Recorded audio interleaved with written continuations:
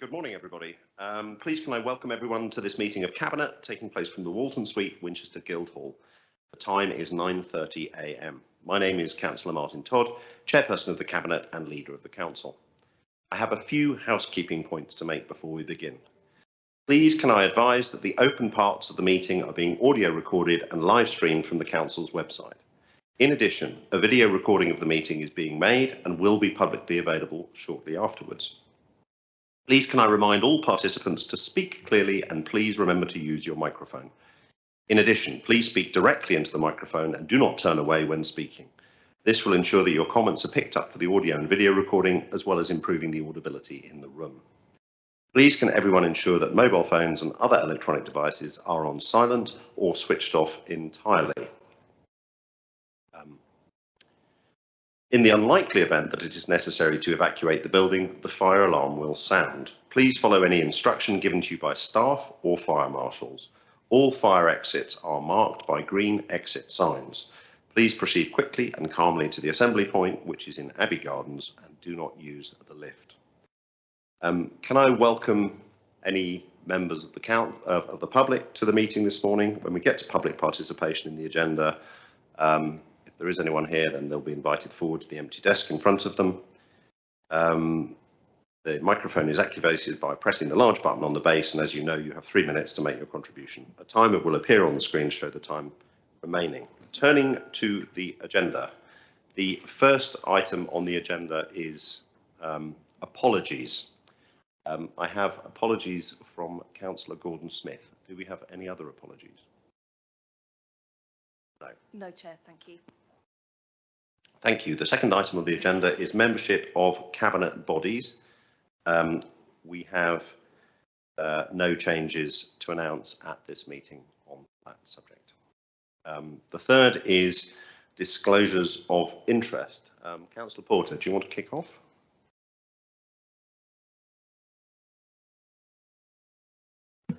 Can't tell with this voice at the moment. I'm also a member of the County Council, so I have a personal interest. Any matters that come up today, but I don't think there's anything specific for today. Thank you, Councillor Porter, and I have the same declaration to make as a member of the County Council. Are there any other declarations of interest? No, right. The next item on the agenda is a request from councillors to speak. I have Councillors Brooke and Reid listed, but I can't see Councillor Brooke. But Councillor Reid. Councillor Reid, you happy to speak when we get to the specific agenda item that you're interested in, or agenda items, shall we say?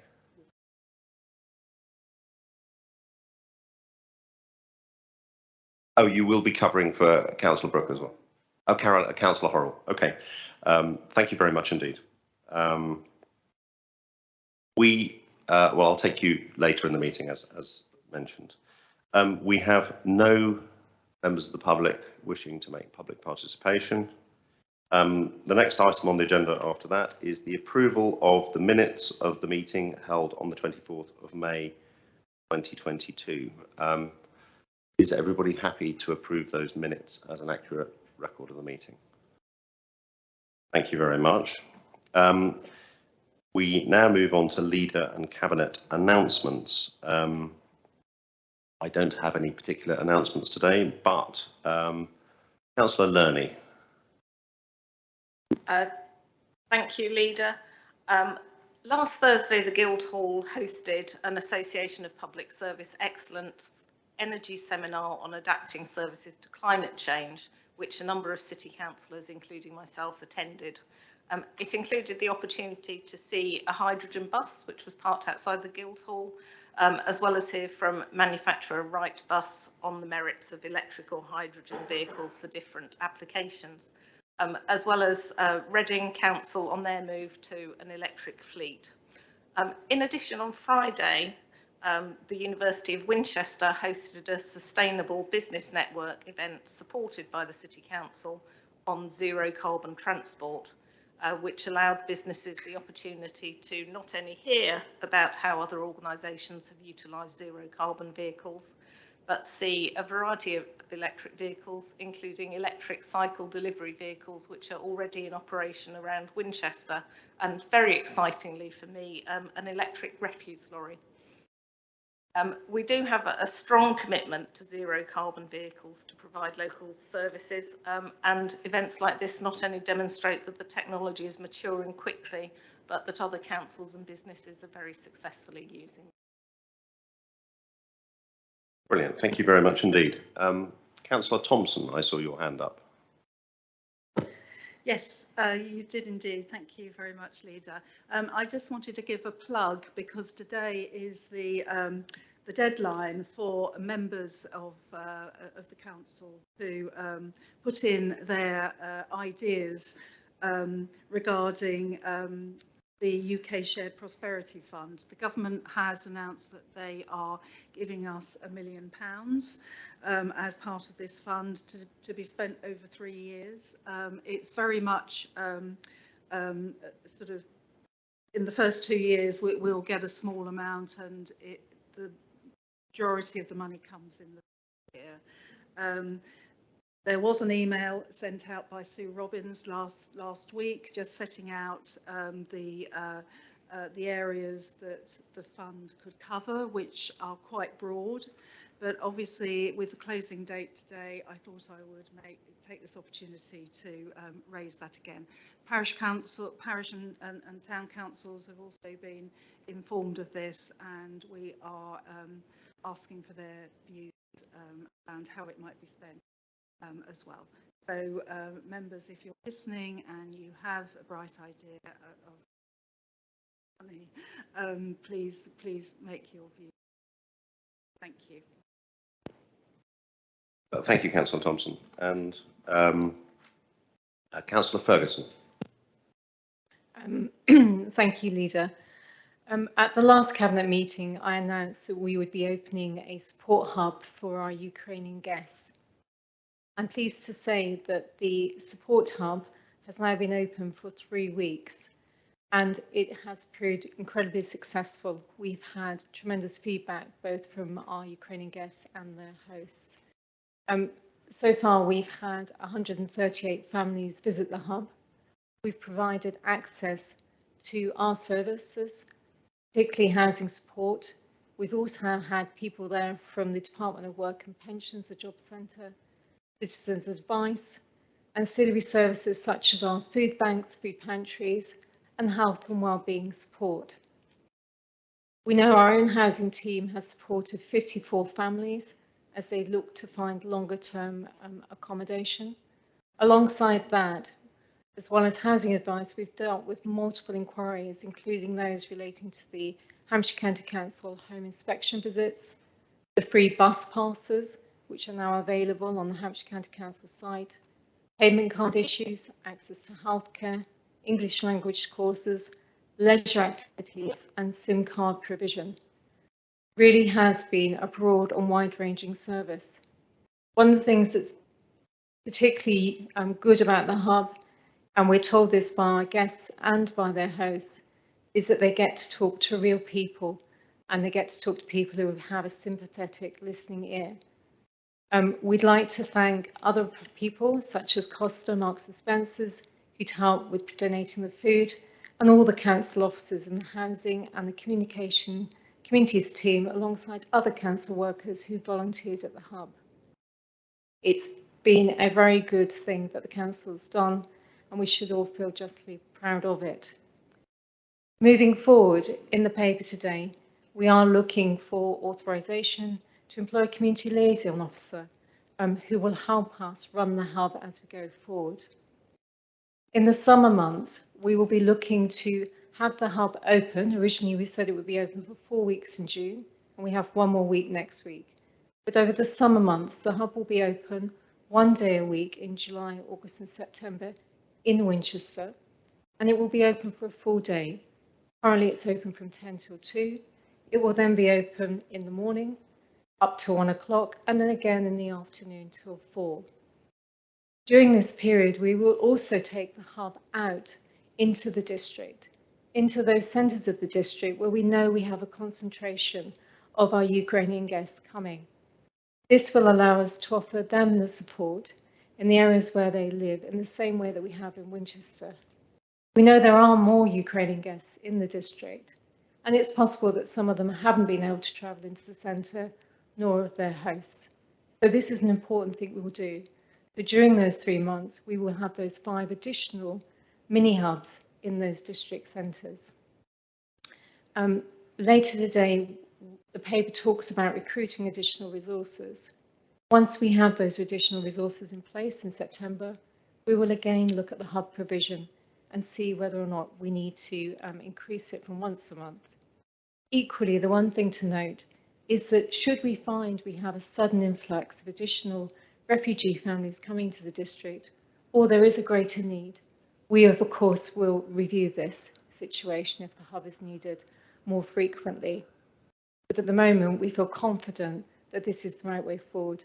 The last thing to add is I'd like to congratulate the communities team and the housing team for translating a welcome brochure into both Ukraine and Russian, which has a lot of information that we know our guests need. This has proved incredibly useful and successful. So that's my announcement. Thank you, Leader. Thank you very much indeed, Councillor Ferguson. Councillor Porter, you have an announcement. Thank you. Just as an addendum to that, actually, following the parish meeting yesterday, we checked, and I'm pleased to say that although not all of our guests will have direct access to a bus at their own property, they are offered refresher driving sessions through the AA to acclimatise themselves to driving on the left-hand side of the road. This is actually in the booklet, but I did check last night with other people. They are offering those sessions for free to support our Ukrainian guests, which is encouraging because they, although we want them to use public transport, they could actually have a refresher driving lessons to acclimatise themselves here. Thank you. That's very useful extra perspective. I think that's all the announcements we have. So thank you, colleagues, for those announcements. It was very helpful to hear about all of those areas. The next item of the agenda follows fairly naturally on from that topic, which is item number 8, the Homelessness Prevention Grant and the Homes for Ukraine Programme Spending Plan. Councillor Reid, I believe that you have something to say, well, on behalf of yourself, but also on behalf of Councillor Horrell.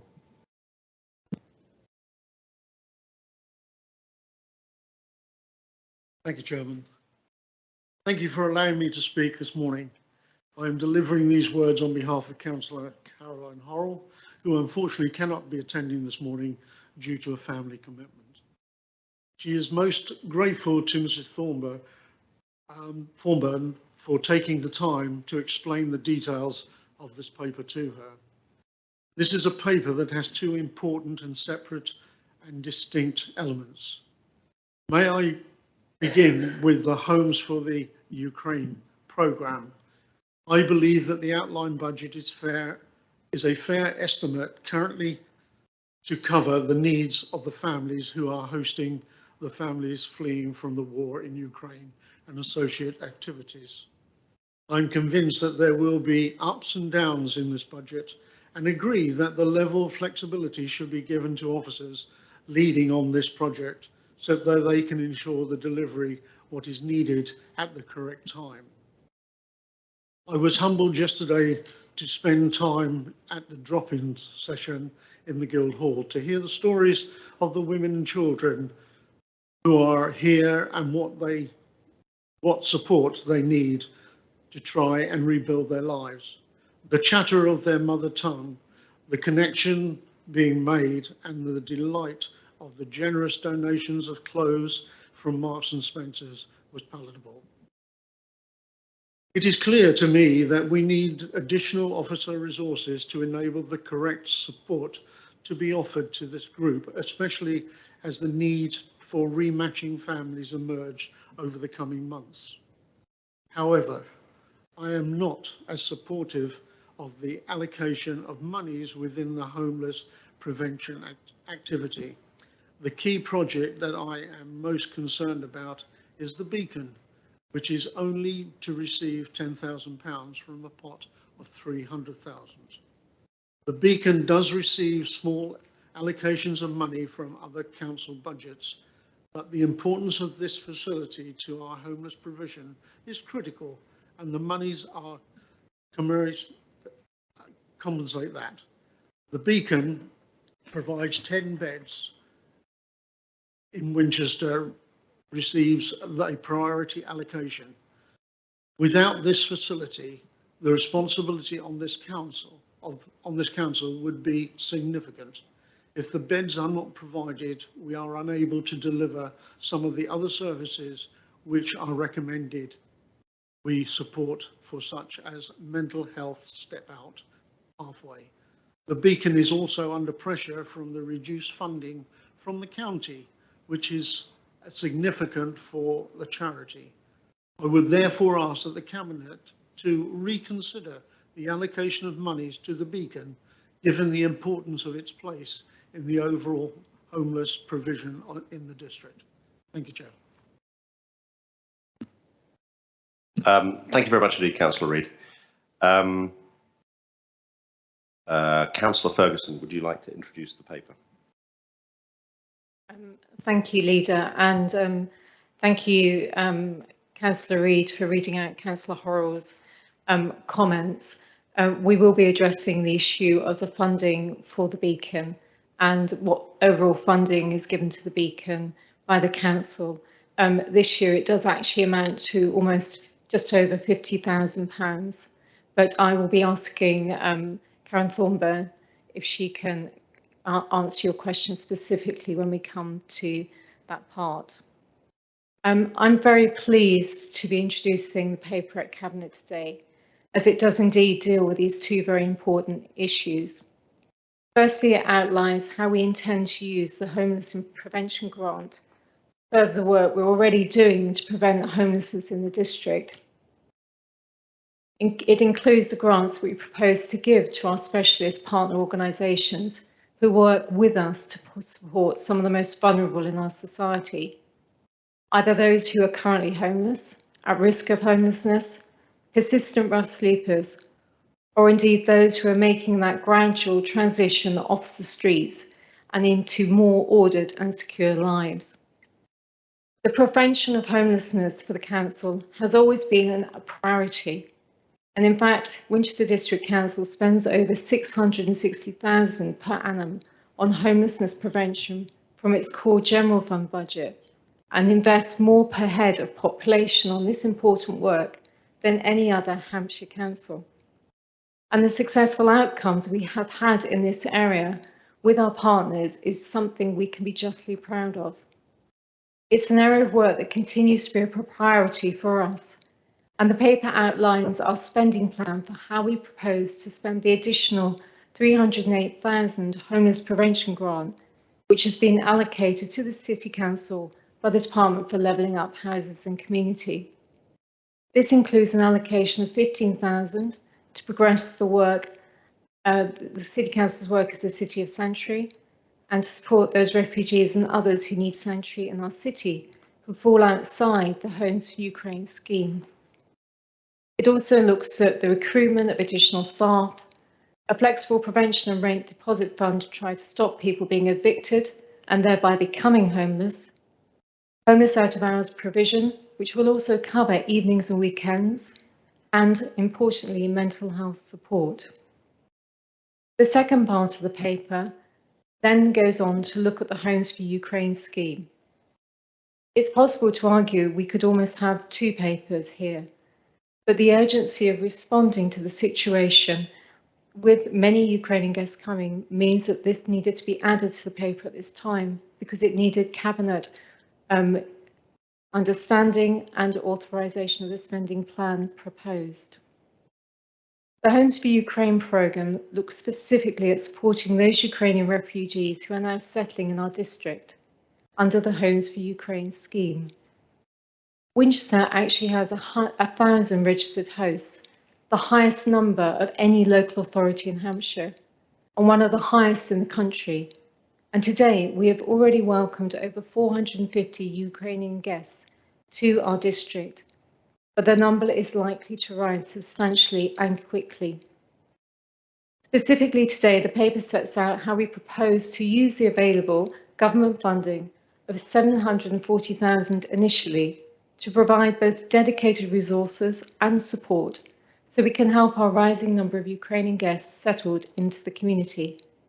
And it also details how we intend to help them find a secure home in the district as they move from their host accommodation to living independently. While a large proportion of the grant has been earmarked to cover likely emergency accommodation costs, it also includes recruiting 3 additional housing support officers who will be dedicated to helping our Ukrainian guests find long-term accommodation and to prevent homelessness. A community liaison officer to help lead the support hub and wider community support and integration. It also asks Cabinet to give that flexibility so that officers are able to, in consultation with me, the Cabinet member, to respond to the situation as it continues to change. Given the immediacy of the need, it's right that this was brought to Cabinet today.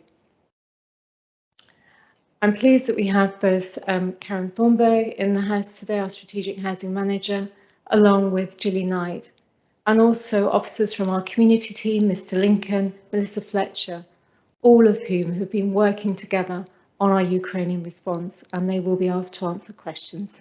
Thank you, Leader. Thank you very much indeed.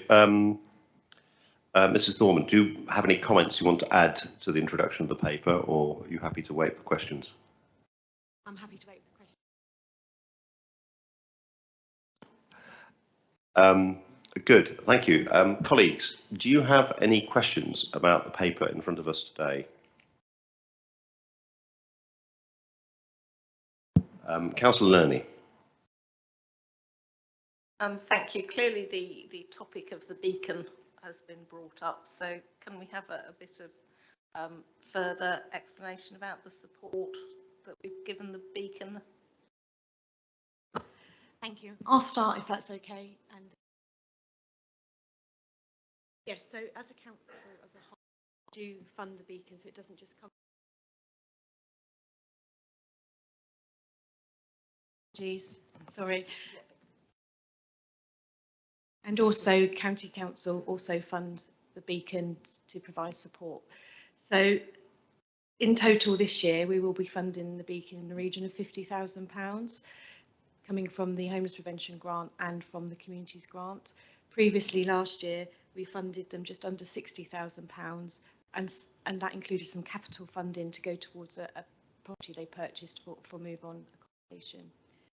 County have funded them quite substantially over the last 3 years, and they have announced that they are going to reduce that funding in the region of 17 to 20%. They will still receive some funding from County Council. I do appreciate Councillor Horrell's comments regarding the beacon. We have limited funds.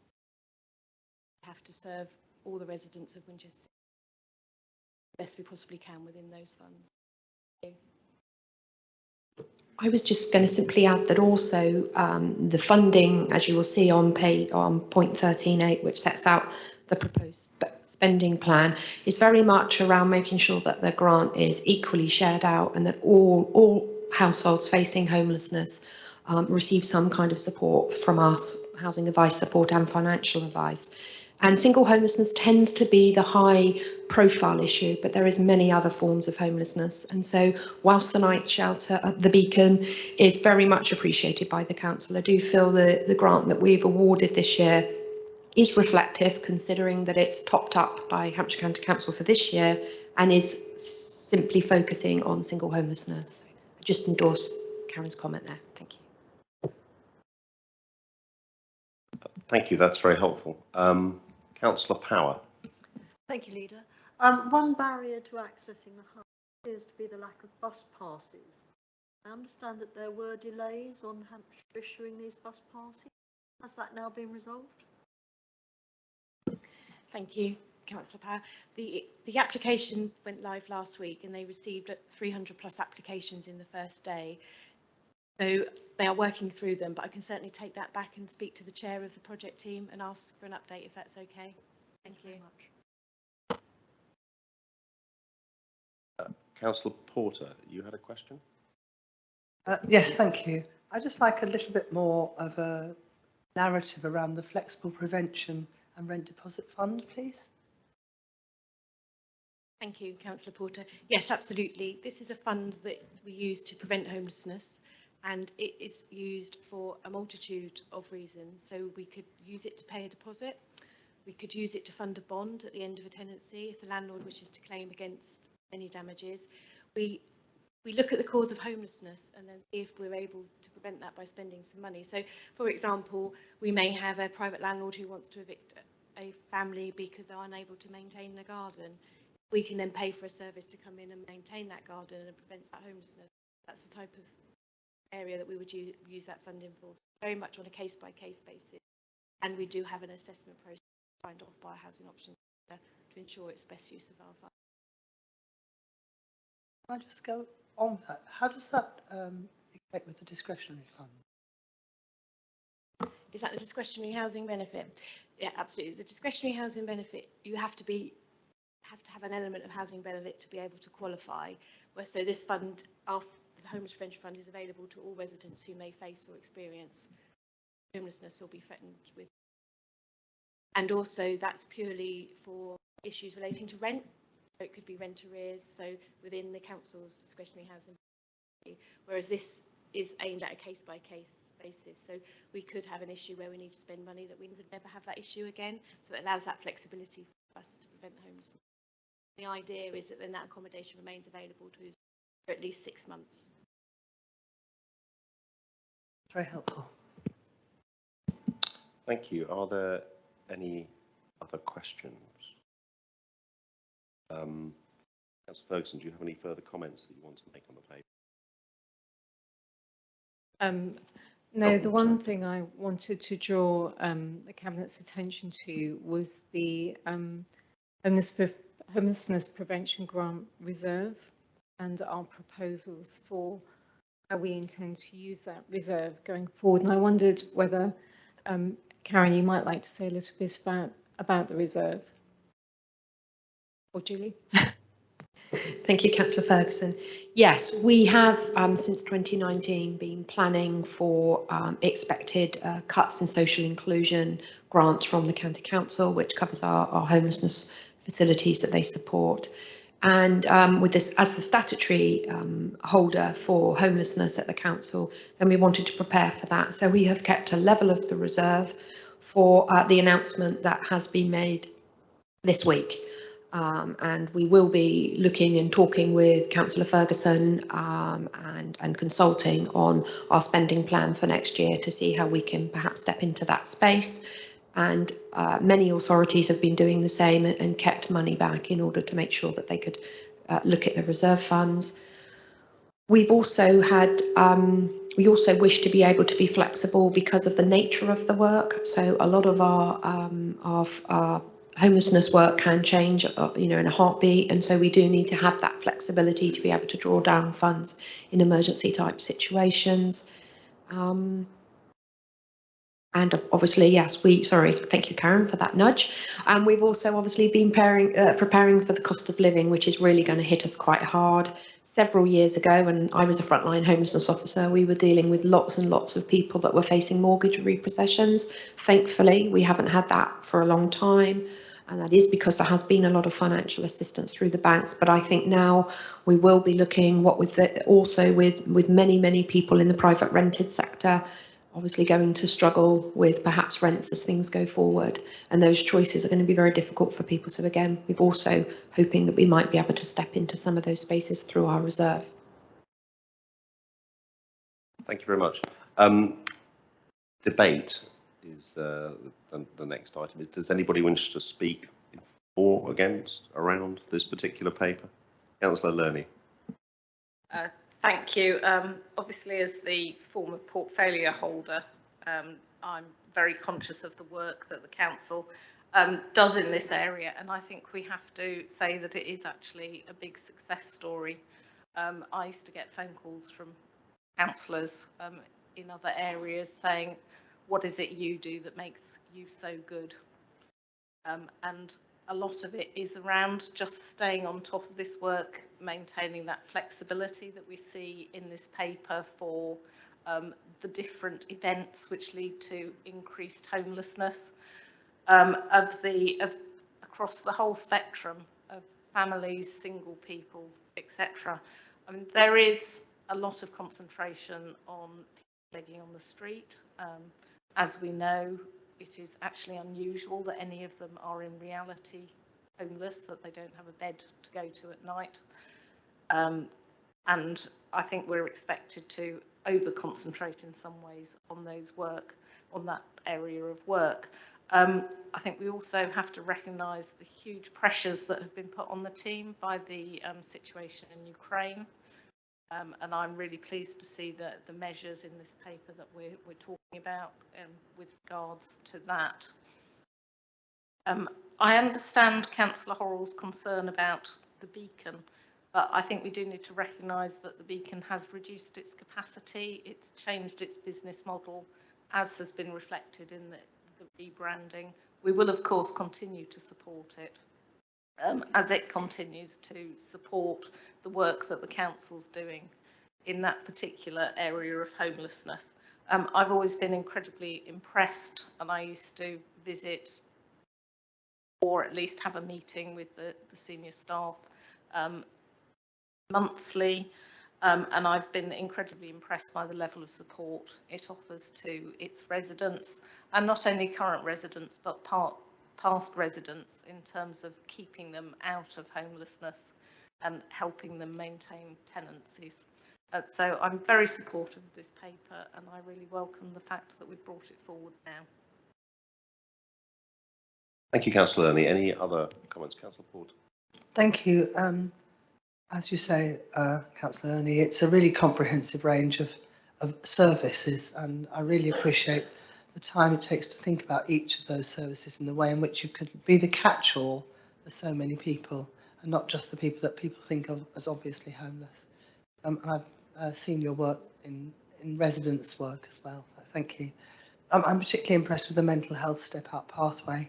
We know that access to mental health services is really poor, generally, through the NHS, and people are often ending up resorting to private help. And if you can't make that private help, then the step-up pathway gives an opportunity to do some work directly to help our residents stay into their accommodation. So I particularly welcome that line in the paper. Brilliant. Thank you very much indeed. If nobody else has anything more to say, I mean, very quickly, you want a last word? Thank you, Leader. Thank you for the comments from fellow Cabinet members, and thank you for the team for putting these papers together, particularly the Homes for Ukraine scheme programme, because I know that's been a lot of work and that's been done at breakneck speed. So thank you for that. I'm pleased to see the flexibility in the paper. I'm pleased to see the focus on homelessness prevention. Plus the additional measures we've talked about. Making sure we have enough priority beds will be something we will always obviously look at, which was the issue that Councillor Horrell raised. But also the foresight and thinking about how those reserves are going to be important to help our residents as we suffer the cost of living crisis that unfortunately feels like it will only get worse. So I'm glad that we're supportive of this paper and that we can make the decision today and move forward. Thank you. Thank you, Councillor Ferguson. From my own side, and I speak as somebody, this isn't an interest, but in an earlier life was Deputy Director of Communications and Policy Campaigns for Shelter. Homelessness is an area of great interest, and it's very good to see such a thought through, balanced paper looking at all the diverse challenges that are associated with homelessness, which are different from the ones that very often people might see as the most visible ones. And so it's very good to see such a carefully balanced and thought through paper that reflects the different challenges that we are facing, such as the challenges from the Ukrainian situation, but also emerging challenges such as the cost of living. So I also strongly support what's in favour of us. Cabinet, we have 4 recommendations in front of us to approve the homelessness prevention grants 2022-23 onwards from annual homeless prevention grant award that the council receives from central government, to approve the award of homelessness prevention grants to voluntary and community organisations for 2022-23 as set out in the report, to approve the spending plan for the Homes for Ukraine scheme, and to delegate authorities to the Service Lead for Strategic Housing and the Service Lead for Communities and Wellbeing in consultation with the Cabinet Member for Community and Housing to be able to amend and extend the spending plan as we respond to the needs and requirements in respect of the Homes for Ukraine scheme. Are we all in agreement? Agreed. Brilliant. Thank you very much indeed. And thank you particularly to the officers for all their hard work in pulling that paper together and bringing it to us today. The next item on the agenda is the Winchester Business Improvement District ballot 2022, which is going to be introduced by Councillor Thompson, but I'm sure and Mr. Costello, and I'm sure we have Paul here as well from the bid. So, Councillor Thompson, are you going to say a few words? I am indeed. Thank you. Thank you, Leader. Cabinet, the paper before you asks for approval to run a ballot for a 4th term of the Winchester Business Improvement District in November of this year. If the bid is successful, then the City Council will collect the bid levy as well as pay the bid levy on all of our property within the bid area. I'd like to welcome to the meeting Paul Spencer, who is the Executive Director of the Winchester bid, who is here to answer any detailed questions should the need arise. And we've got Mr. Costello from the local economy team here to help also. The bid has operated within Winchester for the past 15 years, so that's 3 terms, and I don't think anyone around this table would disagree that having a successful bid within our city has made a huge difference. It really complements what we as a city do and sets a great example of what working in partnership can really achieve. At the Town Forum last week, we were given a presentation by Mr. Spencer, which set out the bid's achievements over those years and set out the case for a 4th term. And it was clear that working in partnership has meant that we have a lot to shout about. For example, our footfall is almost back to pre-pandemic levels, as is our car parking, and our shop vacancy rate is half that of other places around the country. Also, it's worth noting that in spite of public perception that the town centre is full of coffee shops and the like, food and beverage just make up 14% of the businesses in the area. So there's a huge array of other businesses around the city that really should be noted. So going forward, I think it would be really important for the city centre not only to maintain its vibrancy, but also remain flexible to the challenging times ahead.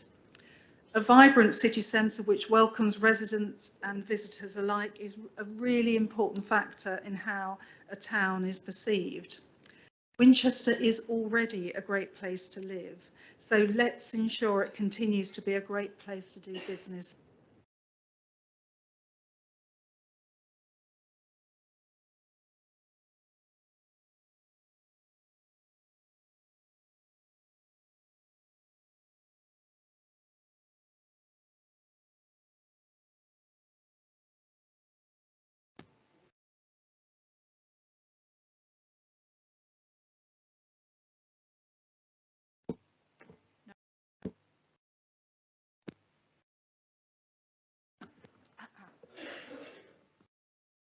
I think there might be It isn't. failure. Is it? Yeah. Yes, it is. Yes. Sorry. Okay.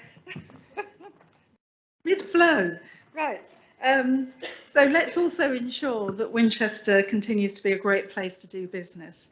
It's clear that we've come out of the pandemic stronger And the bid's support of our ambitious plans, amongst other things, but for central Winchester, building on the social, cultural and economic vibrancy of the city, with sustainability at its heart, is very much welcomed.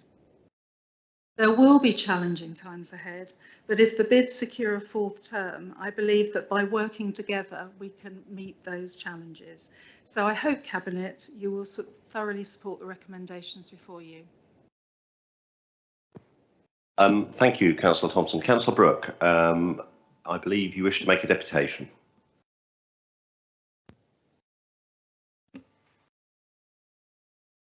Thank you, Chair.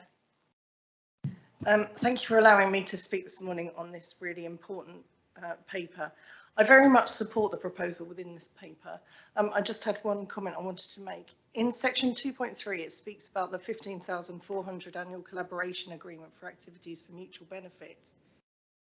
I'd like to take this opportunity to echo the sentiment of our residents that none of this was used for the Queen's Jubilee celebrations and the perceived poor show by Winchester City Council in the High Street for these. Perhaps there should be consideration for budget for extraordinary events such as this to be able to celebrate for everybody's benefit. The bid are an excellent resource for the city and the thriving High Street. We have, against this tough climate and the current circumstances, a real testament to this. So I very much support this paper. That means that if successful, the bid can run for another 5-year term, but would just like to add, could we can give consideration to those extraordinary celebration events so we can participate for everybody. Thank you. Councillor Thompson, do you have any comments on that? Thank you, Councillor Brooke, for your comment, and certainly we will be looking at how we might be able to do more for those extraordinary events that might be on our horizon sooner rather than later. Or will we have about that too? Thank you, Councillor Thompson. Colleagues, any questions on this particular paper?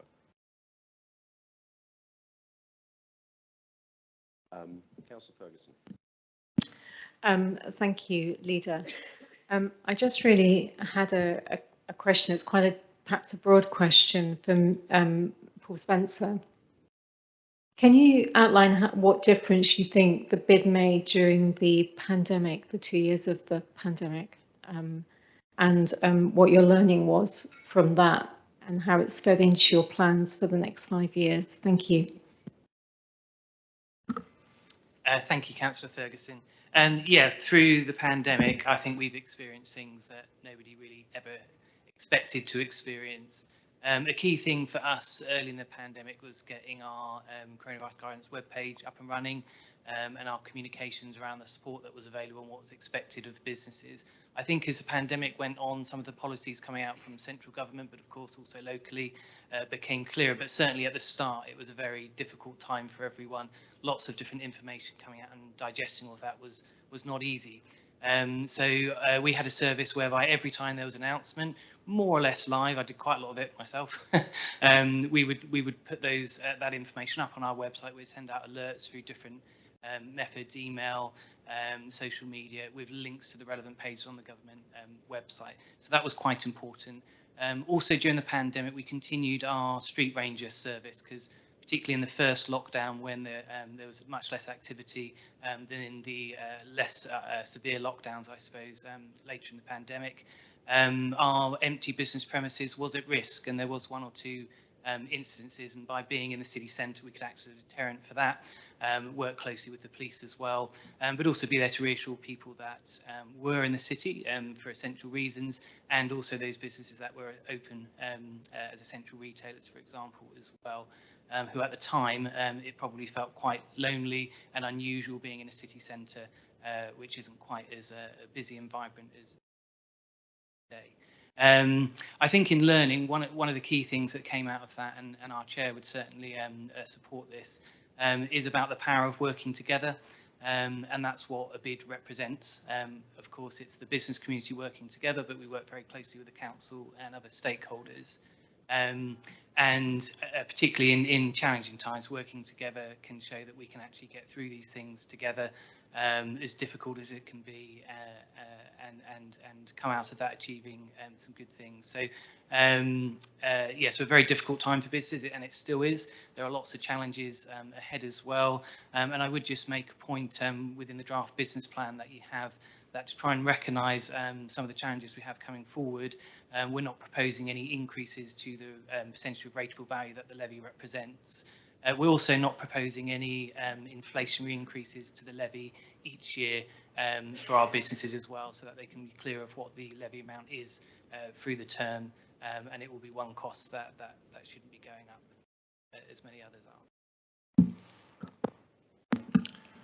are. Thank you, colleagues. Any other questions? Councillor Porter. Thank you. I just might give out at this point. Two questions, really.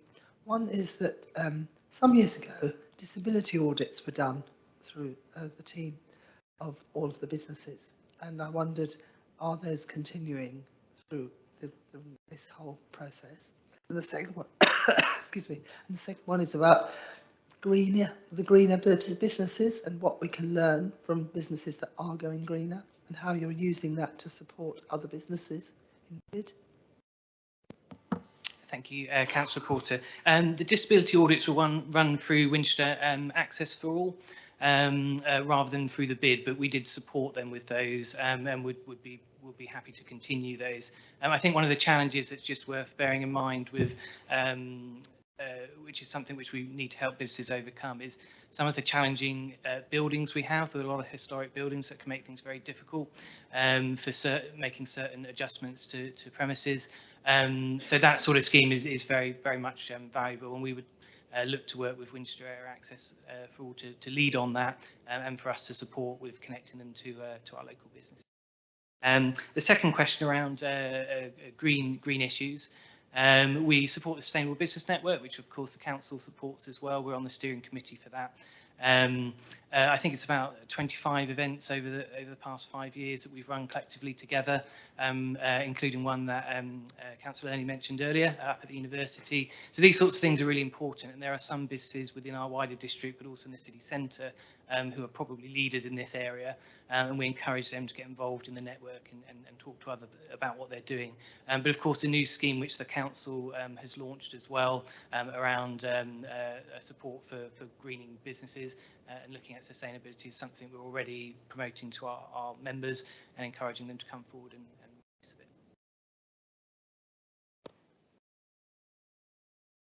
it. Any other questions? Realising I do need to declare an interest, a personal but non-pecuniary one, in that I was a director of the Winchester bid until May, but it is personal, not pecuniary, because you don't get paid to do it, representing the City Council. But for clarity, just to make that clear. I had a quick question relating to homelessness, which we've just been talking about, which is, can you tell us about your work in that area? But I'm interested obviously in spare change for lasting change as well. Yeah, thank you, Councillor Todd. So the key way that we're connected in with working with other agencies which support people experiencing homelessness is through spare change for lasting change. That was one of the first diverted giving schemes set up in the UK, which is encouraging people to give money to that scheme rather than directly to people begging on the streets, so that money goes directly to charities supporting people which might be experiencing homelessness. Since we launched the scheme, it's raised about £36,000, which is shared between Trinity Winchester and the Winchester Beacon. We'll be continuing that work in recent years. In 2020, when people were carrying less change around, we made all of the boxes electronic so people could make donations using their mobile phones, for example, and it's continuing to raise a good amount of money each year. There's also a lot of multi-agency work going on, which isn't perhaps always really visible, but because that's multiple agencies working together on how we can support people experiencing different difficulties which might land them in a challenging position. And in particular, there's a lot of work going on at the moment with key agencies on that area of work. So from us, I suppose it initially came out from I guess businesses perhaps being disrupted by begging in the high street, but also wanting to give something back to their community. And that's how we started working with these different agencies and when we set up, and how we set up the scheme. Thank you very much indeed. Are there any other questions? Debate. Power. Thank you, Leader. A rather late declaration of interest from me. Winchester Liberal Democrats do in fact pay the bid levy. I'm sorry I didn't mention that earlier. I'm very much comforted by the support that businesses have given furthering the work of the bid. I wish we had one in Alresford, but it's a bit too small to make it viable. But what the particular strength is that it gives the businesses a voice in what we do in the city. I think that's invaluable. That voice is followed by money. Very much in support. Thank you. Councillor Ferguson. Thank you, Leader. I'd also like to speak in support of this paper and the recommendations today. I was lucky enough to have the economy portfolio for a year and enjoyed working with the bid and getting a much clearer understanding and detailed understanding of the breadth of the work that you do to support and promote businesses in the city. I think when you look at your board, you can see the importance of that co-working and the fact it does bring together business leaders from across sectors, from across all the business sectors, who all have the city's interests at heart. For me, one of the most important things the bid does is it also promotes our distinctiveness in Winchester, and the work that's done with the Independence Group is very important within that. I also support it because of the work you do in thick and thin. So the fact you're focused on those shoulder months, January, February, you're focused on those areas of the city that perhaps don't get the footfall and what more can be done for them. So yes, I'm very supportive of this paper and the recommendations. Thank you. Thank you very much indeed, Councillor Ferguson. Any other questions? Councillor Lerney. Thank you. Bit of debate, Leader. Now, I too am very supportive of moving forward with this. I was a councillor before we had a bid in the city centre, and the work the bid does is very much adding to anything council ever did before it existed. Although we've had well over a decade of national and local government cuts, the existence of the bid has helped our city thrive throughout that time, and I'm sure it'll really contribute to its health in the future. Thank you. Anyone else? Councillor Thompson. Really, just to sum up, and perhaps I should have declared an interest too, because I now am the City Council's representative on the board, the bid board. But there you go. I'm really pleased to hear Cabinet colleagues' support of the paper before us. Like Councillor Lerney's just said, I think our relationship, the City Council's relationship with the bid has flourished over those last 15 or so years, and I hope it will continue to do so. Really pleased to hear that from Mr. Spencer about the bid levy remaining as it is for the next 5 years.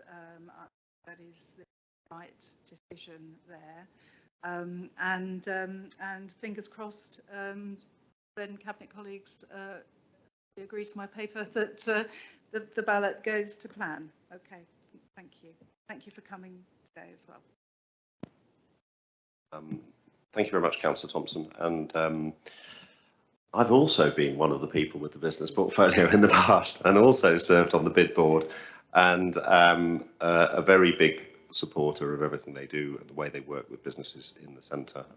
So this is a very easy paper for me to support as well.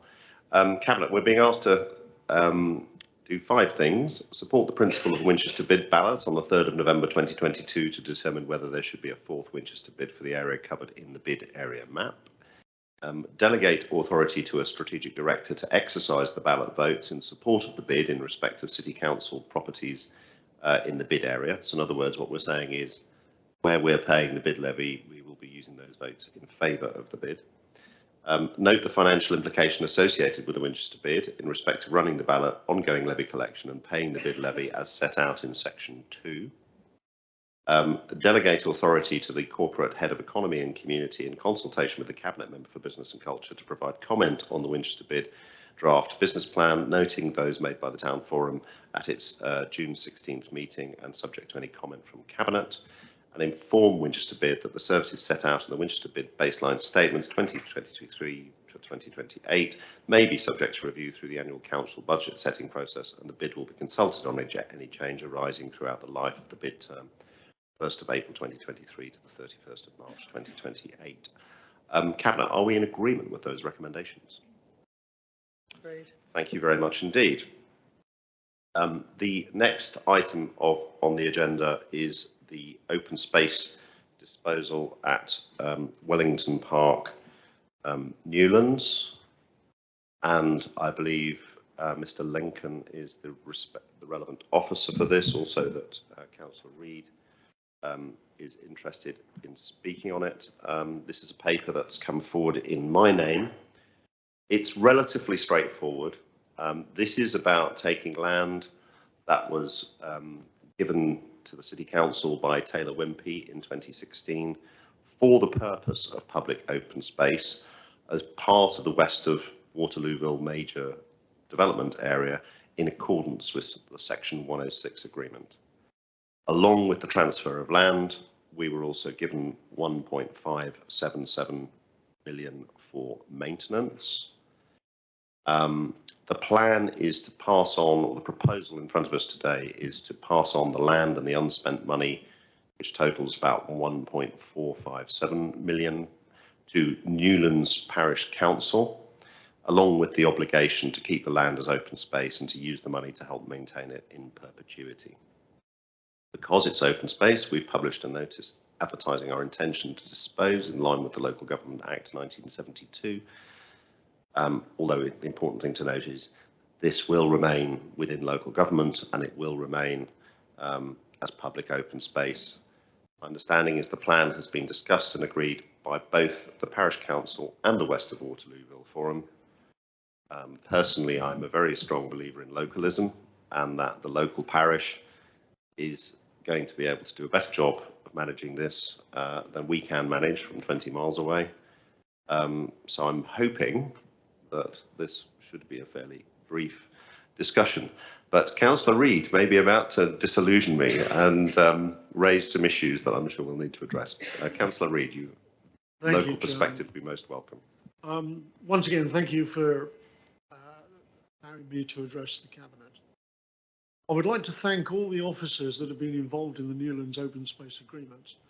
It has been a long and tedious road.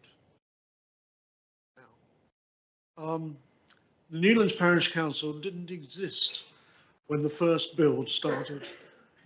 So the Section 106 agreement was signed, was not signed by the Parish Council. So the council had to look. This council took on the role of caretaker, as I refer to it.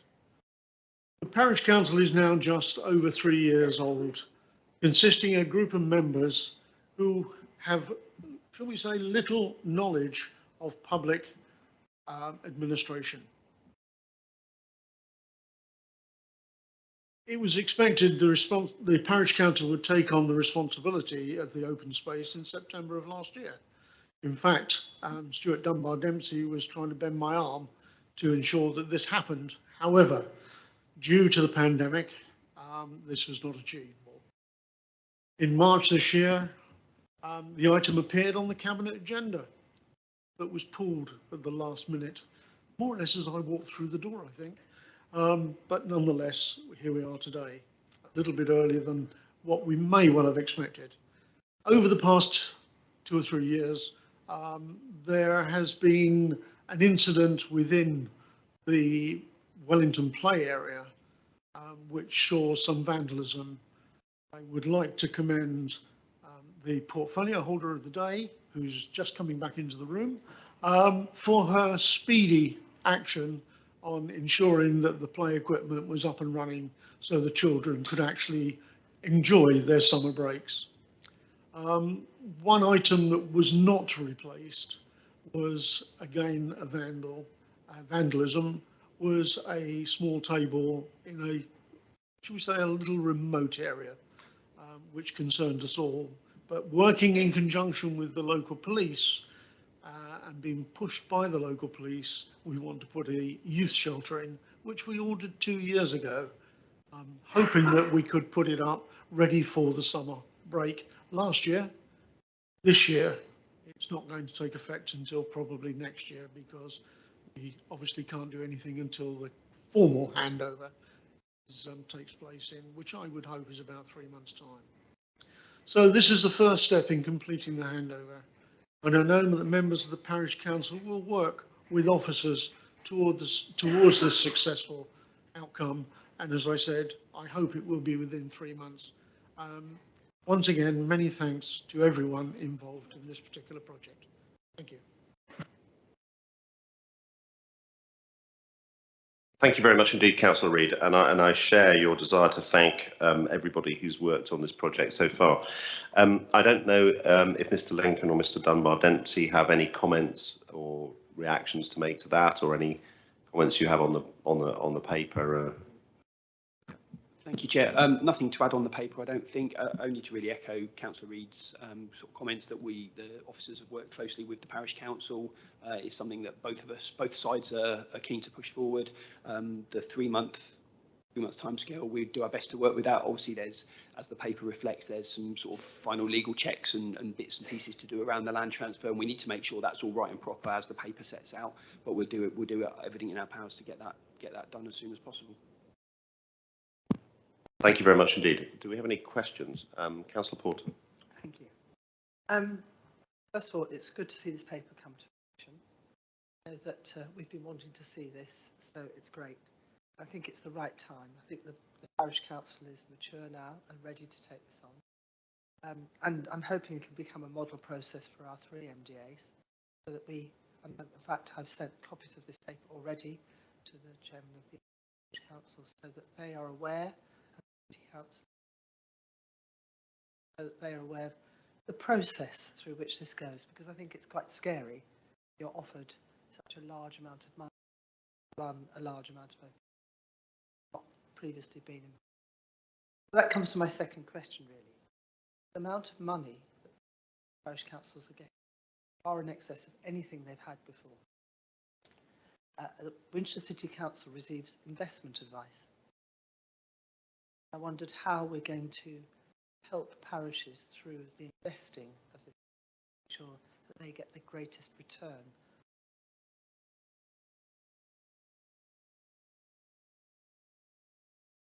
Not sure I'm the best person to respond in terms of the financial advice.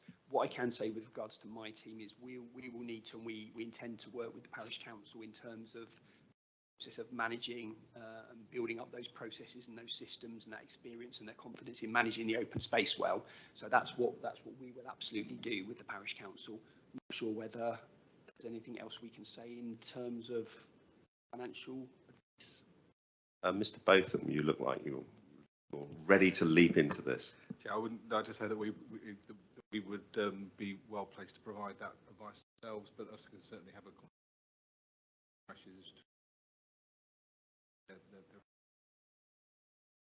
Thank you, Chairman. I just wanted to raise it because I'm conscious of money is getting bigger as the interest rates will change now, but as the interest rates have dropped, these commuted sums have got much larger. Sure that we support parishes whose precepts are relatively low to actually manage this money efficiently and without risks. Thank you very much indeed. It's an important question. Any other questions that people wish to ask? The debate.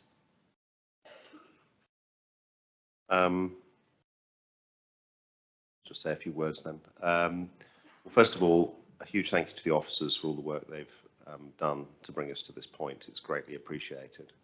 And thank you also for the commitment to continue working with the parish as needed to support them in this journey into the future.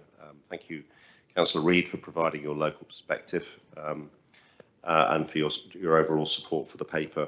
For me, this is a really important example of how, as a council, we don't need to do everything ourselves. It's important that we often see our role as an enabling council to support other organisations, other councils, to do what they are better positioned to do. And so to me, it's a great example of how we're doing that and how we're one of the ways in which we can deliver better outcomes for our district is recognising and supporting when there may be other institutions that, as in this particular case, are better positioned to provide the service that our residents rightly aspire to or hope for. So it sounds like I think we're all in favour, but we have some recommendations that I think it's useful to crystallise and clarify. We have 4 recommendations in front of us. Firstly, we were asked to note that no objections were received as a result of the notice publicising the intention to dispose of the public open space as required by section 123(2A) of the Local Government Act 1972, laws we all love dearly. Secondly, agreeing the disposal of the open space at Wellington Park, Newlands, identified as on the plan attached to the documents to Newlands Parish Council. We agree the transfer of the open space maintenance sum, which is currently £457,764.96, no spurious accuracy here, to Newlands Parish Council and delegates to the Section 151 officer to confirm the final sum at the point of transfer, and authorises the service lead legal to prepare all the transfers and agreements necessary to implement the recommendations above. Cabinet, are we agreed with those recommendations? Agreed. Brilliant. Thank you very much indeed. We now move on to the next paper, which is the Members' Equality, Diversity and Inclusion Forum. Councillor Gordon Smith is not here, unable to present it, so I have some. So I will introduce the paper in his stead. And I think, Mrs. Kirkman, you're available to speak on it as needed. And I think this is also one where Councillor Brooke may want to say some words as well. This paper is a very important one. It takes us another step forward in making us a more inclusive council and will improve our engagement with the full diversity of residents and communities in our district. We have the draft terms of reference and membership in front of us today. I think the paper is fairly self-explanatory. It's consistent with the earlier papers we had in January and May. So obviously I'm keen that we support it today. Councillor Brooke, do you have some comments that you would like to make on the paper? Good.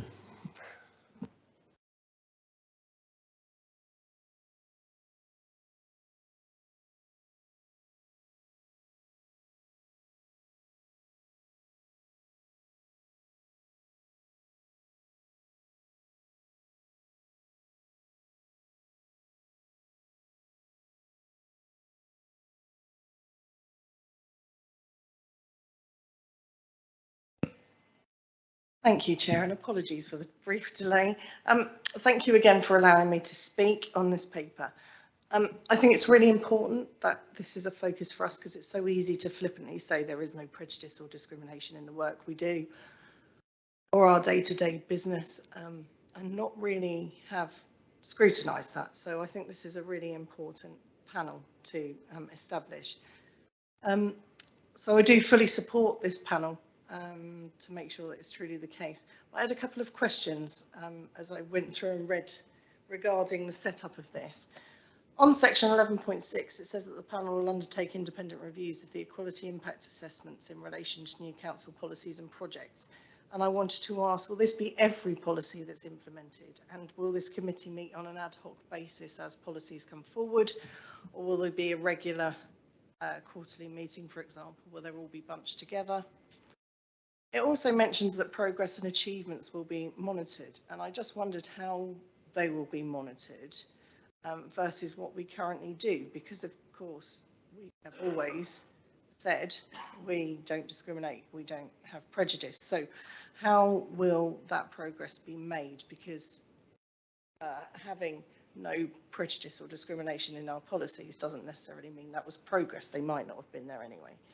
So I'm presuming that, as it said, that they'll also look at targets and things as a panel. So when will these targets that we're adhering to be made public for the initial remit of this panel?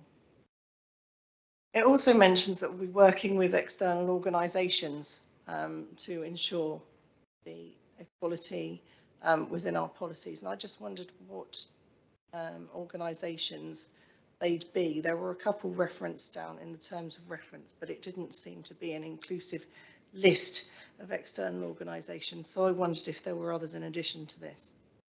Also, in the terms of reference, it says that forum members will be champions for equality, diversity and inclusion. It's my opinion that all councillors should be championing equality, diversity and inclusion. So I wondered how this committee might be able to support this and all councillors in championing this cause. That ends my long list of questions. Apologies, it was quite a long one, but many thanks for allowing me to speak on this. Thank you, Councillor Brooke. And I think some of those questions will be questions that the body itself will be required to answer when it's set up. And I know that you're one of the nominations for that, and so we'll be in a good position to bring those forward.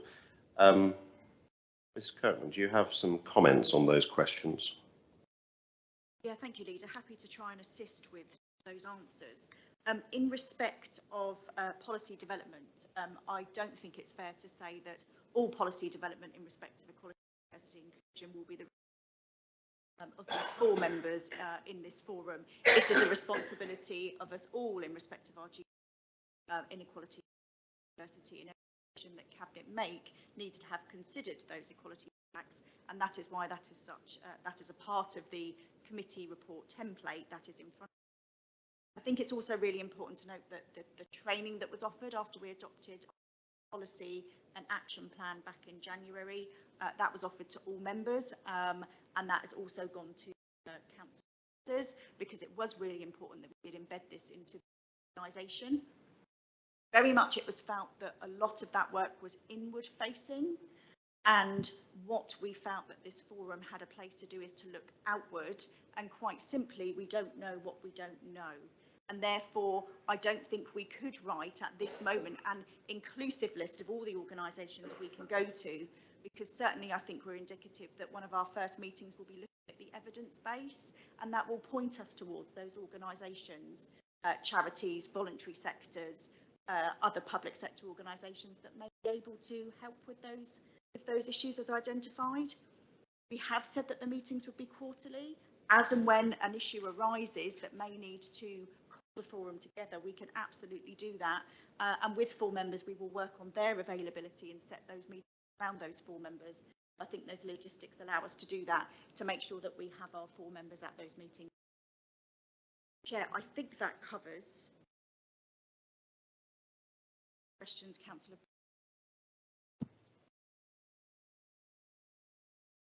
Yes, I think, Councillor Brooke, I hope you feel that your questions have all been answered there. I think if there are any that remain open, they will be matters for the committee themselves to resolve. Hamlet, are there any other questions? Councillor Porter. Thank you.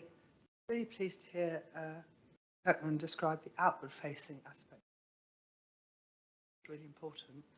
But I discovered recently, due to experience, that the equality duty isn't applicable for children.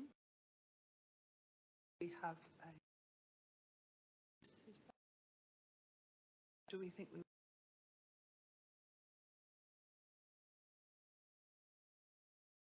Yeah, I mean, certainly, Jackie, very important design of our children's play areas. The equality impact assessment is absolutely crucial in those. So whether or not the duty would apply, and age is characteristic. So take that into account, and there are some really important pieces of work that we do that have the equality impact assessment title, and one of those off the top of our, kind of play areas.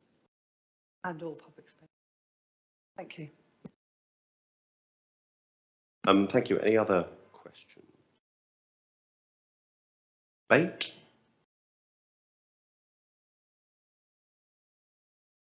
Councillor Thompson. Yes, just thank you, Leader. Just very briefly, I'm very pleased to see the paper before us this morning. It was something when a while back when we had a member of the public ask a question of me when I was leader about our diversity and inclusion, and I announced at the time that we were proposing to set up such a panel, and so I'm very pleased today to see this paper and hope agree to the recommendations to set up such a panel. It's long overdue, and I welcome.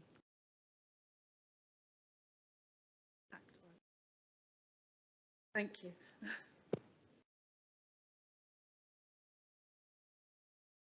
Councillor Ferguson. Thank you, Leader. And I would simply like to echo Councillor Thompson's comments. Quality, diversity and inclusion is something that this administration takes very seriously, and having this panel set up, this new forum, will be very important in helping us to progress that agenda. And I look forward to those meetings starting and listening into how that forum looks at its remit. I think the point Mrs. Kirkman makes about not knowing what's out there will be an important role for the forum to address, because there are many fantastic organisations working in this area. And actually, even though I've lived in the city for over 24 years, I still discover them each and every day. So I'm very supportive of this paper. Thank you. Thank you, Councillor Ferguson. Any other? Thank you, everybody, for your comments and your questions, and for a useful debate. And thank you, Mrs. Kirkman, for all your work on this as well.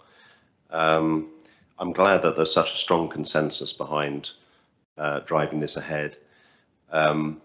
As others have commented, we have a lot to learn in this area. The progress we make is not necessarily, will be discovering what we don't know, filling those gaps, and making sure that voices that are currently, that we're not aware of, or that we're not hearing from enough, are reflected in the work of the council. And that we are properly considering all groups as we do our work, and properly reflecting on that as we set our policies and make our decisions about all the work that we do. So this is an incredibly important paper, and I'm glad that there appears to be consensus. We have 3 recommendations on the paper. The one is to establish the Members' Equality, Diversity and Inclusion Forum. The second is to appoint to the membership of the Equality, Diversity and Inclusion Forum, and I have 4 names to nominate there. And the third one, I'm surprised this is with us, but to nominate and approve a chair for the Members' Equality, Diversity and Inclusion Forum. The second recommendation, I have 4 names nominated. So the Cabinet member for Equality, Diversity and Inclusion is Councillor Gordon Smith. The member champion for Equality, Diversity and Inclusion is Councillor Kathleen Becker. The Conservative Cabinet member nominated to this is Councillor Brooke, and the Conservative, I can't remember what the term is, backbencher, non-Cabinet member is Councillor Isaacs. So those are the 4 names that are being recommended. Sorry, that is the nominated member from the opposition, official title. So are we happy with recommendation 1 to establish the forum? Are we happy with those 4 names to be put forward to the membership of the forum? And then nominate and approve a chair for the members of quality. Apologies, Chair. It's completely my mistake, and it isn't Councillor Brooke, unless she's going to correct me. Oh, is and it not? say, no, it's Councillor Cook. Oh, Councillor Cook was the name. Sorry, so, apologies. and Councillor Cook is the cabinet member. Yes, okay, so and Councillor Isaacs. we will correct our recommendation. Although I'm sure Councillor Brooke would have been an excellent member of the committee, and I hope will still provide input into the work. The nominations from the Conservative, the cabinet nomination from the Conservatives is a shadow cabinet nominee is Councillor Cook. So I do apologise. I was working off the sheet of paper in front of me. So the full names then are Councillor Gordon-Smith, Councillor Becker, Councillor Cook, and Councillor Isaacs. Are we happy to appoint those 4 members of the committee? Agreed. Okay. And then the last nomination is to nominate and approve a chair for the Members of Equality, Diversity and Inclusion Forum. Assuming that we would be recommending a cabinet member for the issue, so Councillor Gordon-Smith. Agreed? Thank you. I think that